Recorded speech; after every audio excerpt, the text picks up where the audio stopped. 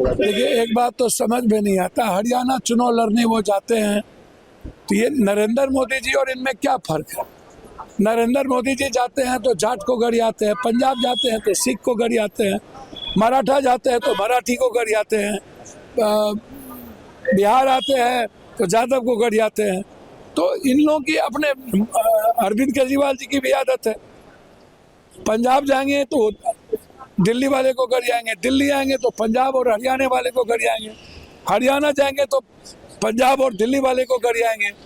ये नेचर है इन लोगों का। नेताओं का जो कैरेक्टर है ना, वो बिल्कुल गिरगिट से भी ज्यादा रंग ये लोग बदलते हैं। अभी तो हरियाणा में ये चुनाव लड़े थे, पंजाब में चुनाव लड़े थे। जहरीला पानी नहीं हुआ, इन लोग का जहरीला विचार हो गया, जहरीला चरित्र हो गया, जहरीला चिंतन हो गया।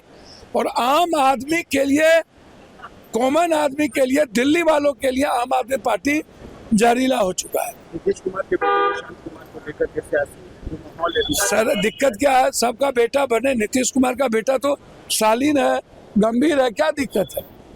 सबका बेटा बाप तो आइए रहा, दादा नाना चाची काकी माए दादी सब। यदि नीतीश कुमार जी का भी बेटा चुनाव में राजनीति में आवे, हम तो कहेंगे कि नीतीश कुमार जी बीजेपी बाद में पीठ में खंजर भोंके। उससे पहले अगले बार राहुल गांधी जी ने पीएम कुर्सी को छोड़ के गलत किया था। नीतीश कुमार जी अपने बेटे को बना दे अब ये, ताकि बीजेपी को कोई मौका न मिले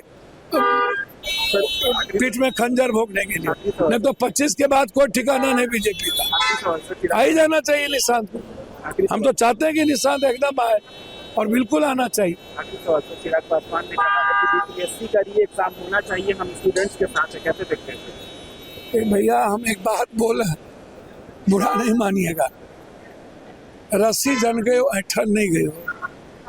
भैया, 6 महीने के बाद कुंभकर्ण के नींद के तरह निंद्रा खुलती है। सब कुछ खत्म हो गयो, डूब गयो, सब कुछ मर गयो, सब जब बर्बाद हो गया तो भैया दिक्कत क्या है। हम चिराग जी से आग्रह करेंगे, सरकार आपकी, जल्दी से जाइए और नीतीश कुमार जी से दस्तखत करवा लीजिए, या आप हनुमान अय्यर है तो बीजेपी से जल्दी प्रेशर दे दीजिए, बिहार फर्स्ट, बिहारी फर्स्ट कर लीजिए। अरे दादा,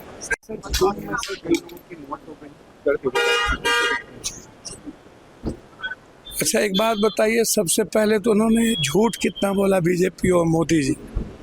140 साल के बाद कुंभ तो हर 12 साल के बाद होता है। तो एक तो आपने कंफ्यूजन पैदा किया है जनता के बीच, इतना झूठ, हर चीज़ों की मार्केटिंग, हर चीज़ों में राजनीतिकरण।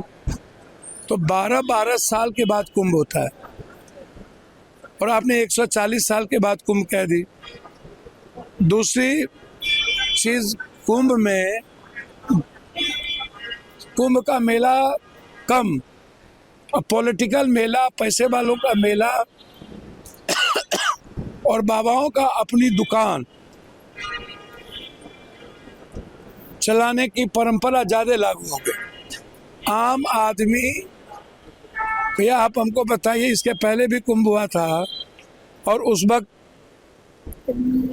मंत्री थे आजम खान, आप उसको भी याद करिए। आप अभी कुंभ कर रहे हैं और कुंभ की परंपरा जो है वो बिल्कुल शुद्धता के साथ है, मन की शुद्धता। अब 30-40 लोग नहीं मर रहे हैं, इन लोगों ने लाश को गायब कर दिया है, बहुत लाश को गायब कर दिया है।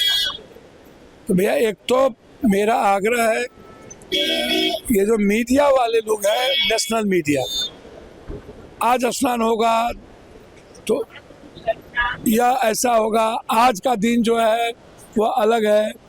तो ये एक तो मीडिया के कारण बहुत ज़्यादा कंफ्यूजन भी पैदा होता है, मीडिया, कुछ सोशल मीडिया। अच्छा, दूसरी चीज़, अपने व्यूवर्स को बढ़ाने के लिए जिस तरीके से आप कुंभ के मेले को आप बाजारीकरण कर रहे हैं, ये भी सही नहीं है। तो ये बिल्कुल बहुत ही दुखद है। मेरा आग्रह है देश के प्रधानमंत्री और मुख्यमंत्री योगी जी से कि नेता, बाबा, पदाधिकारी, माफियाओं को आप कुंभ के इस डुबकी से पैसे वालों को अलग रखिए या उनको कोई एक घाट दे दीजिए जिस पर बिल्कुल व्यवस्थित कर दीजिए। मेरा सीधा है कि जो आम आदमी के लिए जगह जो है, एक तो आप भगवान ढूंढ रहे हैं, सरस्वती कहाँ मिलेगा? लक्ष्मी को पहले ही ढूंढ लिए, सरस्वती गायब है। भगवान तो ही लोग खोजने के लिए कुछ कर नहीं रहे हैं।